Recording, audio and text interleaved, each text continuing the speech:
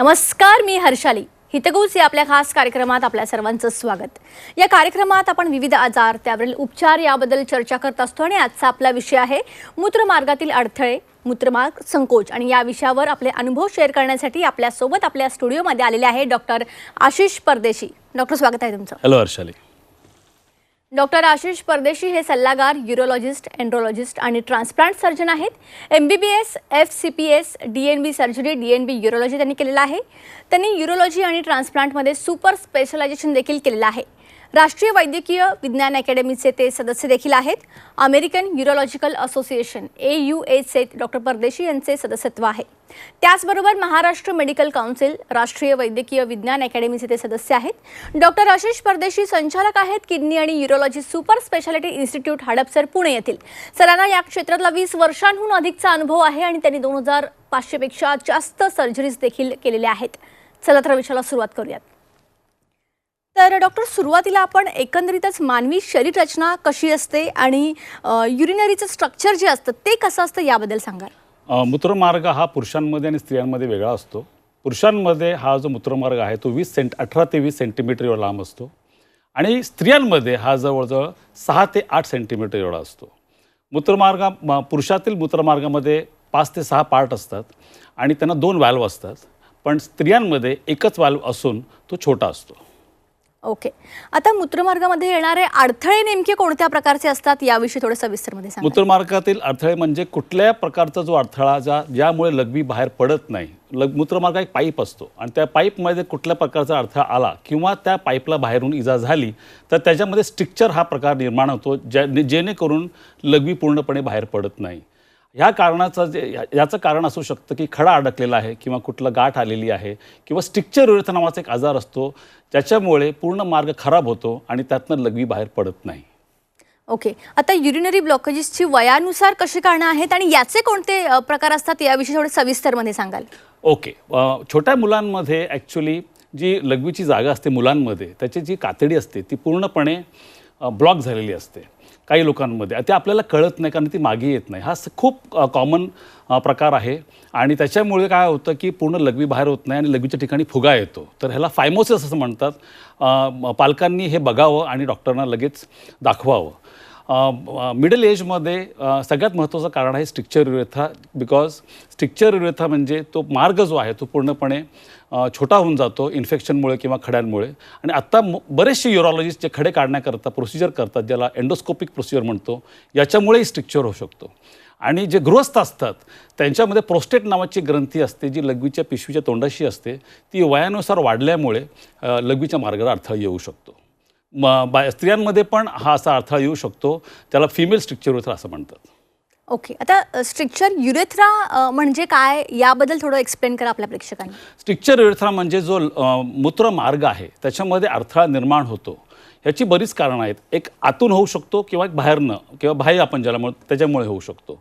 आतून होणारे जे अडथळे आहेत ते बहुधा इन्फेक्शनमुळे होतात, जे संसर्गामुळे, सेक्शुअल रिलेशनशिपमुळे इन्फेक्शन झाल्यामुळे होऊ शकतात किंवा आपण त्यात काही कॅथेटर टाकलं किंवा एंडोस्कोपिक प्रोसिजरमुळे हे आतून इंजुरी होऊ शकते. त्याला इनर स्ट्रिक्चर युरेथ्रा असं म्हणतात.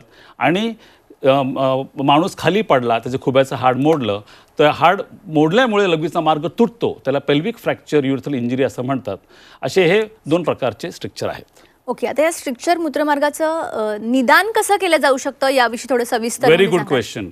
ज्या लोकांना असं वाटतं की आपल्याला लघवीला जास्त वेळ लागतोय किंवा लघवीची धार चांगली नाही आहे किंवा थांबून लघवी होते, अशा लोकांनी डॉक्टरला किंवा युरोलॉजिस्टला लगेच संपर्क करावा. आणि डॉक्टरांकडे गेल्यानंतर सगळ्यात महत्त्वाची तपासणी म्हणजे ज्याला म्हणतो आपण युरोफ्लोमेट्री, म्हणजे लघवीच्या गतीचा मोजणी. खूप सोपी टेस्ट आहे, ती आपल्याकडे होते आणि ती लघवीची टेस्ट झाल्यानंतर आपल्याला एक ग्राफ मिळतो ज्याला युरोफ्लोमेट्री ग्राफ असं म्हणतात. त्यातून याचं निदान होतं. हे निदान झाल्यानंतर एक विशिष्ट प्रकारचा एक्सरे काढला जातो, त्याला रेट्रोग्रेड युरोथ्रोग्राफी असं म्हणतात, ज्याच्यामध्ये स्ट्रिक्चरची पूर्ण मोजणी होते आणि किती लांब स्ट्रिक्चर आहे किंवा किती ठिकाणी आहे आपल्याला हे कळतं. असं निदान होतं. ओके. आता स्ट्रिक्चर युरेथ्राचे काय प्रकार आहेत याविषयी थोडं सविस्तरमध्ये आपल्या प्रेक्षकांना सांगाल. स्ट्रिक्चर युरेथ्रा प्रकार असा आहे की ज्या स्ट्रिक्चर युरेथ्रा इंजरी बाहेर न होतात. फॉर एक्झाम्पल, एक माणूस खड्ड्यात पडला आणि त्याला मूत्रमार्गावर जर इंजरी झाली, ह्याला आपण एक्सटर्नल इंजरी किंवा स्टॅडल इंजरी असं म्हणतो. आणि जे मूत्रमार्गाच्या आतनं इंजरी होते, ज्याला आपण एंडोस्कोपिक इंजरी किंवा इन्फेक्टिव्ह इंजरी असं म्हणतो, त्याला इंटरनल इंजरी असं म्हणतात. काही लोकांमध्ये पॅन युरिथ्रल स्ट्रक्चर म्हणजे पूर्ण मूत्रमार्ग हा खराब होतो, कारण का काही लोकांमध्ये कातडीचा आजार असतो, ज्याला लायकेन स्क्लेरोसिस असं म्हणतात. ते भारतामध्ये खूप कॉमन आहे आणि ह्याच्यामुळे पूर्ण मूत्रमार्ग खराब होऊ शकतो. ओके, आता स्ट्रिक्चर युरेथ्राचं निदान आपण कसं करू शकतो? कोणते कोणते उपचार यावर अवेलेबल आहेत? ओके, जसं मी म्हटलं की मार्गामध्ये अडथळा आहे. आपल्या वॉश बेसिनचा पाईप जसा ब्लॉक होतो तसा हा पाईप ब्लॉक होतो. तर आपण जेव्हा आपला वॉश बेसिनचा पाईप ब्लॉक होतो, जेव्हा आपण एक तार टाकून त्याला पाण्याला वाट करतो, तशीच आपण युरोलॉजिस्ट लोक आतनं एक VIU नावाचा एक प्रकार असतो, त्याला डायलेटेशन किंवा असं म्हणतात, की जेणेकरून तात्पुरता आपण मार्ग तो मोठा करतो. हे शॉर्टकट प्रोसिजर आहे, त्याला VIU असं म्हणतात. पण याचे रिझल्ट्स कमी असतात. जर आपल्याला परमनंट रिझल्ट्स किंवा कायमस्वरूपी रिझल्ट्स हवे असतील तर अशा लोकांमध्ये युरेथ्रोप्लास्टी नावाचं एक ऑपरेशन केलं जातं. युरेथ्रोप्लास्टीमध्ये आपण गालातल्या आतली जी ओली कातडी असते, त्याला बक्कल म्युकोसा आपण म्हणतो, ती काढली जाते आणि जिथे युरेथ्रा खराब झालेला किंवा जिथे स्ट्रिक्चर आहे तिथे आपण तो शिवतो आणि मूत्रमार्ग आपण त्याचं रुंदीकरण करतो. ह्याला युरेथ्रोप्लास्टी, बक्कल म्युकोसा युरेथ्रोप्लास्टी म्हणतात. ओके, आता युरेथ्रोप्लास्टी म्हणजे काय आणि त्याचे काय प्रकार आहेत? आता जसं मी सांगितलं की एक प्रकार आहे, त्याचा दुसरा प्रकार असा जे आपण म्हटलो की बाहेरून ज्या इंजरी होतात त्याच्यामध्ये आपण हा पट्टा लावू शकत नाही गालातल्या आतला. अशा ह्याच्यामध्ये आपण ॲनास्टोमोटिक युरेथ्रोप्लास्टी करतो, जेणेकरून जो मूत्रमार्ग बाहेरून खराब झालेला आहे असे मार्ग आपल्याला पूर्णपणे तो खराब मार्ग काढून त्याला पूर्ण जोडावा लागतो. त्याला ॲनास्टोमोटिक युरेथ्रोप्लास्टी असं म्हणतात. काही लोकांमध्ये बरेचसे युरेथ्रोप्लास्टी प्रोसिजर्स फेल होतात, त्याला आपण रिडू युरेथ्रोप्लास्टी असं म्हणतो. तर आधी जी प्लास्टी झालेली आहे त्याच्यामध्ये परत जो स्ट्रक्चर निर्माण झालेला आहे ह्याला आपण पुन्हा त्याची पुनर्रचना करतो, याला रिडू प्लास्टी असं म्हणतो. ओके, आता युरेथ्रोप्लास्टी नंतर रिकव्हरी कशी होते एकंदरीतच याविषयी थोडं सविस्तरमध्ये सांगा. मी छान प्रश्न आहे. लोकांना कधी कधी शॉर्टकट आणि लॉंग कट ह्याचा आपण ऑप्शन देतो, पण लोक ती शॉर्टकट प्रोसिजर चूज करतात कारण का तो छोटा असतो. पण मी सांगितल्याप्रमाणे त्याचे रिझल्ट्सही कमी असतात. तर जे मेन ऑपरेशन मी म्हणतो युरेथ्रोप्लास्टी किंवा युरेथ्रल रिकन्स्ट्रक्शन, ह्याच्यामध्ये ऑपरेशन जवळजवळ 3 ते 4 तासाचं असतं आणि त्याच्यामध्ये आपण कॅथेटर किंवा नलिका ठेवतो. ती नलिका जवळजवळ 3 ते 4 आठवडे राहते आणि 3 ते 4 आठवडे झाल्यानंतर ती नलिका काढली जाते आणि मार्ग चांगला होतो. ओके, आता हे स्ट्रिक्चर युरेथ्रा जे आहे ते एकंदरीतच त्यानंतर ट्रीटमेंट करण्यापेक्षा आपण ते होऊच नाही यासाठी कोणती काळजी घेऊ शकतो याविषयी थोडं सविस्तरमध्ये सांगा. हां, स्ट्रिक्चर युरेथ्रा हे it is better prevented than treated असं मी म्हणतो. अशामध्ये आपण मूत्रमार्गातील इन्फेक्शन जे आहे ते युजली सेक्शुअल रिलेशनशिपमुळे किंवा अनप्रोटेक्टेड सेक्समुळे किंवा इन्फेक्शनमुळे पसरतात, आपण ते कमी करू शकतो, त्याचा इलाज करू शकतो.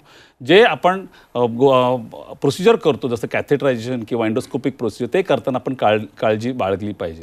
जेव्हा आपल्याला असं वाटतं की लघवी होत नाही आहे तर आपल्याला जी कॅथेटर टाकलं जातं त्याच्यामुळे इजा न झाली पाहिजे. अशा प्रकारे आपण, आणि जसं आपल्याला आजार सापडला तसं आपण डॉक्टरांना किंवा युरोलॉजिस्टला कन्सल्ट केलं पाहिजे.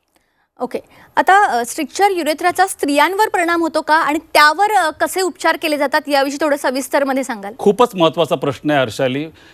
स्त्रियांमुळे हा प्रॉब्लेम होतो, त्याच्यामुळे त्यांना लघवीला खूप त्रास होतो आणि स्त्रिया थोड्याशा लाजाळू असतात, त्याच्यामुळे ते ओपनली डॉक्टरांकडे जात नाहीत किंवा ते हा सांगत नाहीत आणि ते खूप त्रास सहन करतात.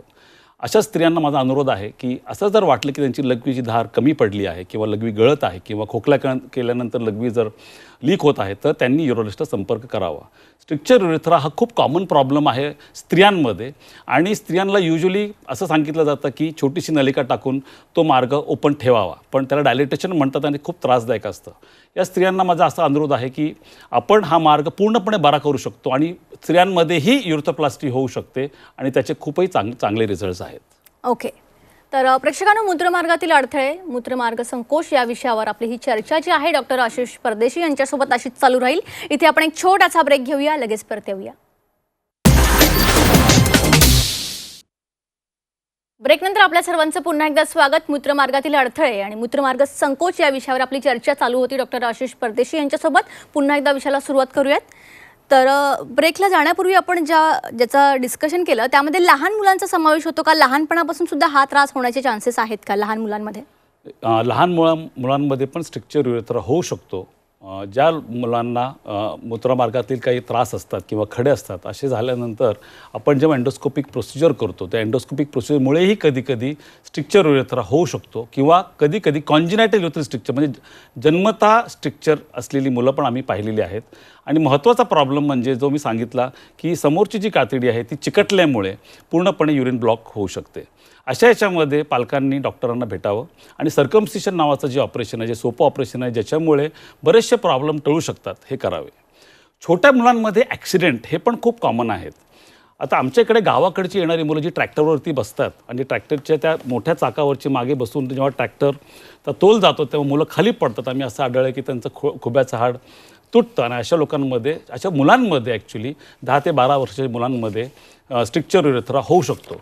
अशामध्ये आम्ही काय करतो की पेशंटला ॲडमिट करून त्याचा लघवीचा मार्ग जो आहे तो बायपास करतो. त्याच्या पोटातनं नळी डायरेक्टली लघवीच्या पिशवीत टाकतो आणि याचं ऑपरेशन म्हणजे मूत्रमार्गाचं परत जे ऑपरेशन आहे ते 3 ते 4 महिन्यानंतर आम्ही करतो. त्याला आम्ही पोस्टिरियर ॲनास्टोमॉटिक युरेथ्रोप्लास्टी असं म्हणतो. या ऑपरेशनमध्ये हा मूत्रमार्ग जो आहे, जो खराब झालेला आहे, तो तुटलेला आहे, तो आपल्याला परत जोडावा लागतो आणि हे खूप मेजर ऑपरेशन असतं. बिकॉज छोट्या मुलांचा मार्ग हा खूप नाजूक असतो आणि आपल्याला त्याला खूप नाजूक प्रकारे त्याचं ऑपरेशन करावं लागतं. पण हे ऑपरेशन सक्सेसफुल होतं. एकदा ऑपरेशन झाल्यानंतर आपला ही वरची जी पोटातली नळी आहे ती आपल्याला काढून टाकता येते आणि मुलांना पुढे नॉर्मल युरिन होते. ओके, ब्रेकवर जाण्यापूर्वी आपण युरेथ्रोप्लास्टीबद्दल थोडक्यात बोललो होतो, तर त्याचे प्रकार आणि त्याविषयी थोडे सविस्तरमध्ये आपल्या प्रेक्षकांना सांगाल. ओके, आपण जसं सांगितलं की आपण निदान जे आहे युरेथ्रोप्लास्टीचं, स्ट्रिक्चर युरेथ्राचं एक एक्सरे करतो. त्या एक्सरेमध्ये आपल्याला कळतं की स्ट्रिक्चर किती मोठा आहे. पुरुषांमध्ये 20 मार्गाच्या ह्याच्यामध्ये पूर्ण 20 सेंटीमीटर खराब झाला आहे का, त्यात थोडक्यात काही खराब झालं आहे, ह्याच्यावरती युरेथ्रोप्लास्टीचं ऑपरेशन अवलंबून असतं. जर स्ट्रिक्चर छोटा असेल तर आपण तिथं छोटा तोंडाचा पॅच काढतो. भारतामध्ये असा प्रॉब्लेम आहे की बरेचसे पुरुष हे गुटखा किंवा तंबाखू खाल्ल्यामुळे त्यांच्या गालांची जी अवस्था असते ती या ऑपरेशनसाठी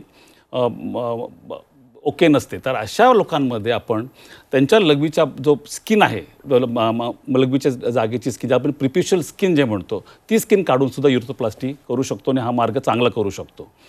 त्याला आपण बक्कल म्युकोसा युरेथ्रोप्लास्टी किंवा आपण प्रिप्युशियल स्किन ग्राफ्ट युरेथ्रोप्लास्टी असं म्हणतो. ज्या लोकांमध्ये मी सांगितल्याप्रमाणे की लघवीचा मार्ग पूर्णपणे खराब झालेला असतो, अशा लोकांमध्ये आपल्याला बरेचसे ऑप्शन्स अवेलेबल आहेत, ज्याच्यामध्ये आपण लोकल पिनाईल फ्लॅप असं म्हणतो आणि पूर्ण मूत्रमार्ग आपण बरा करू शकतो. ज्या लोकांमध्ये ॲक्सिडेंटनी बाह्य इंजुरी झालेली असते, बाह्य इजा झालेली असते, अशा लोकांमध्ये आपल्याला लघवी बायपास करावी लागते आणि पोस्टिरियर ॲनास्टोमॉटिक युरेथ्रोप्लास्टी म्हणजे पूर्ण मूत्रमार्ग आपल्याला रिकन्स्ट्रक्ट करावा लागतो. ॲक्सिडेंट झालेल्या लोकांमध्ये हे ऑपरेशन जास्त अवघड असतं, कारण का तिकडचं हाड तुटलेलं असतं आणि ते तुटलेलं हाड आपल्याला क्वचित प्रसंगी ते तोडून काढावं लागतं बाहेर आणि ते झाल्यानंतरच हा मार्ग चांगला होऊ शकतो. स्त्रियांमध्ये जेव्हा पेल्विक फ्रॅक्चर होतो तर अशा लोकांमध्ये मी आधी सांगितलं की स्त्रियांमध्ये एकच व्हॅल्व असतो. तर हा व्हॅल्व आपल्याला खूप जपावा लागतो, जेणेकरून ऑपरेशन झाल्यानंतर स्त्रियांना युरिन लिकेज होता कामा नये. आणि हे ऑपरेशन स्त्रियांमध्ये पण होऊ शकतो आणि स्त्रियांमध्ये योनीची जागा आणि लघवीची जागा कधीकधी एकत्र होऊन जाते आणि लघवी योनीची जागेतनं लीक करते. तर ॲक्सिडेंटनंतर ह्याला आम्ही युरेथ्रो किंवा वसायको वजायनल फिस्चुला असं म्हणतो. तर क्वचित प्रसंगी आपल्याला ह्याचा रिपेअरही करून लिकेज थांबावं लागतं. तर या दोन्ही ऑपरेशनमध्ये आपण गालाची कातडी वापरू शकतो आणि ह्याला फिमेल बक्कल म्युकोसा युरेथ्रोप्लास्टी असं म्हटलं जातं. ओके, आता हे स्ट्रिक्चर युरेथ्रा आहे त्यामुळे पुरुषांमध्ये लैंगिक समस्या काही निर्माण होऊ शकतात, कारण जर तसं झालं तर त्यावर कोणत्या ट्रीटमेंट्स अवेलेबल आहेत याविषयी थोडं सविस्तरमध्ये सांगाल. माझ्याकडे जे पेशंट येतात ते यंग असतात किंवा ओल्ड पण आहेत, हे पण गृहस्थ पण आहेत. तर ते मला हा नेहमी प्रश्न विचारतात की ह्याच्यामुळे आम्हाला काय प्रॉब्लेम होऊ शकतो. तर ऑपरेशनच्या आधी पण प्रॉब्लेम होऊ शकतो आणि ऑपरेशनच्या नंतरसुद्धा प्रॉब्लेम होऊ शकतो. ऑपरेशनच्या आधी हा जो आजार आहे मी सांगितलं लायकिन स्क्लेरोसिस नावाचा जो कातडीचा आजार आहे, त्याच्यामुळे ही लैंगिक समस्या निर्माण होऊ शकते. ऑपरेशन झाल्यानंतर आम्ही व्हिनस लिकेज असं म्हणतो, जेणेकरून लैंगिक ताठरता होत नाही, असे पण प्रॉब्लेम होऊ शकतात. हे टाळण्याकरता ऑपरेशन एका एक्सपिरियन्स्ड सर्जननी करणं आवश्यक आहे आणि लैंगिक समस्याचं पूर्णपणे उपचार होऊ शकतात. ज्या लोकांमध्ये इंजुरी झाली आहे किंवा ज्यांना ॲक्सिडेंट झाला आहे, ज्यांच्या नसा कापलेल्या आहेत, अशा लोकांमध्ये आपण पिनाईल इम्प्लांट म्हणजे एक वेगळ्या प्रकारचं मशीन असतं जे आपण लिंगामध्ये बसवतो, जेणेकरून आर्टिफिशियल इरेक्शन घेऊन संबंध होऊ शकतो. ज्या लोकांमध्ये थोडा प्रॉब्लेम आहे अशा लोकांचा आपण उपचार मेडिसिन्सनी पण करू शकतो. पण आज पिनाईल इम्प्लांट आणि पूर्णपणे ह्या ट्रीटमेंटचं रूप चेंज केलेलं आहे आणि पिनाईल इम्प्लांटमुळे बऱ्याच लोकांना ज्यांचे ॲक्सिडेंट झाले आहेत किंवा ज्यांच्या मणक्यामध्ये गोळी लागलेली आहे, जे सोल्जर आहेत अशा लोकांमध्ये इरेक्शन आपण त्यांना देऊ शकतो. ओके, आता या ऑपरेशनचा सक्सेस रेट काय आहे? What if it fail? याचा सक्सेस रेट जर एक्सपिरियन्स सर्जननी केला तर हे खूप महत्त्वाचं की हे ऑपरेशन एका एक्सपिरियन्सनी सर्जननी करणं खूप आवश्यक आहे आणि ह्याचा सक्सेस रेट जवळजवळ 95% आहे पहिल्या सर्जरीमध्ये. आता माझ्याकडे असे बरेच पेशंट येतात की जे आधी सर्जरी झाली आहे आणि त्यांना अनफॉर्च्युनेटली ते फेल झालेले आहेत. तर अशा लोकांमध्ये सक्सेस रेट कमी होतो. तर जसं आपण ऑपरेशन करत जातो किंवा रिडू ऑपरेशन करत जातो युरोथ्रोप्लास्टीचा सक्सेस रेट कमी होत जातो. तर माझी लोकांची अशी आहे की विनंती आहे की जे ऑपरेशन पहिलं ऑपरेशन आहे ते सगळ्यात बेस्ट ऑपरेशन आहे, त्याचं सक्सेस रेट सगळ्यात चांगलं आहे आणि जसे ऑपरेशन आपण रिपीट करत जातो किंवा आजार परत निर्माण होतो अशा लोकांमध्ये सक्सेस रेट युजली कमी होत जातो.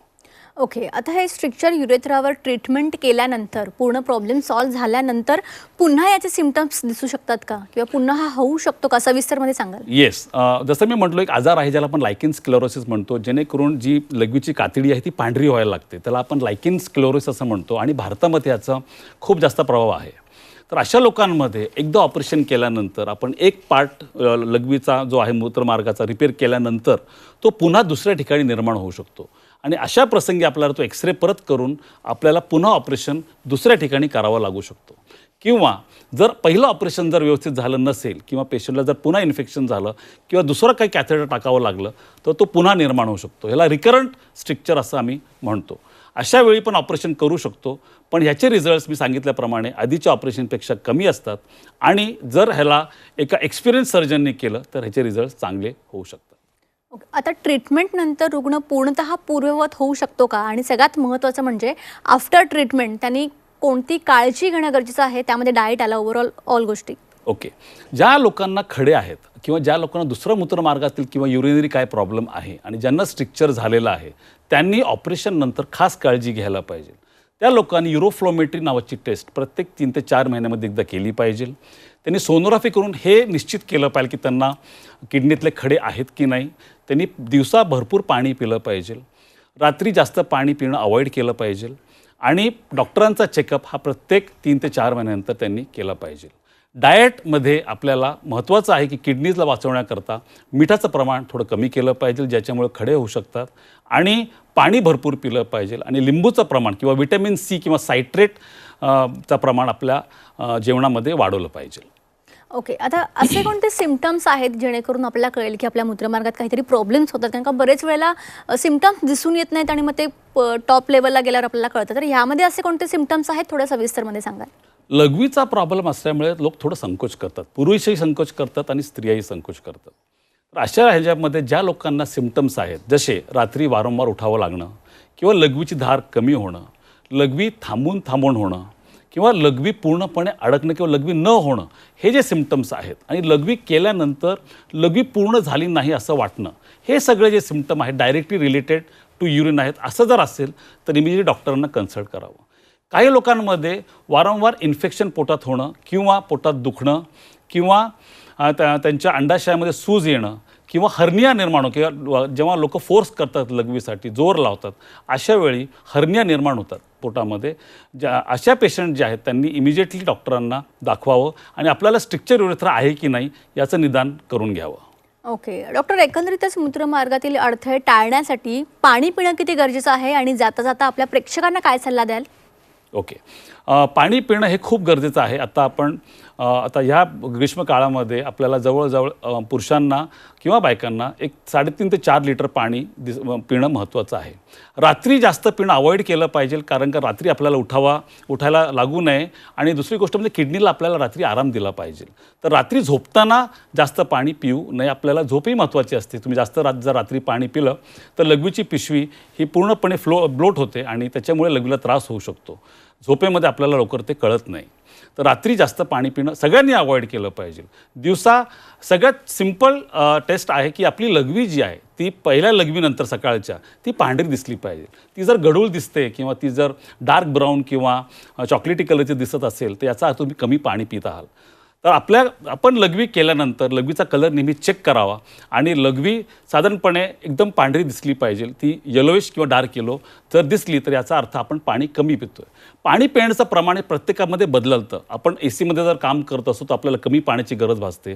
जे लोक उन्हात काम करतात त्यांनी जास्त पाणी. तर सगळ्यात चांगली टेस्ट लघवीचा कलर आहे किंवा आपल्याला जेव्हाही ताण लागते तर आपण व्यवस्थित पाणी त्यावेळी प्यावं. ओके, तुम्ही या ठिकाणी आला, खूप चांगलं मार्गदर्शन केलं, त्यासाठी तुमचे मनापासून धन्यवाद. थँक्यू. थँक्यू. तर मूत्रमार्गातील अडथळ्यांसंबंधित आजचा आपला विषय होता. त्याच अनुषंगाने त्याची कारणं, त्याचे प्रकार, त्यावर उपचार कोणते कोणते अवेलेबल आहेत याविषयी डॉक्टर आशिष परदेशी यांनी या कार्यक्रमात उत्कृष्ट असं मार्गदर्शन केलेलं आहे. तुम्हाला सुद्धा यासंबंधी काही त्रास असेल, असे काही सिम्पटम्स असतील तर तुम्हाला स्क्रीनवर जे कॉन्टॅक्ट्स नंबर दिसत आहेत त्याद्वारे तुम्ही डॉक्टरांशी कॉन्टॅक्ट करू शकता. कार्यक्रमात आता वेळ झाली आहे इथेच थांबण्याची. ताज्या बातम्यांकरिता पाहत रहा झी 24 तास.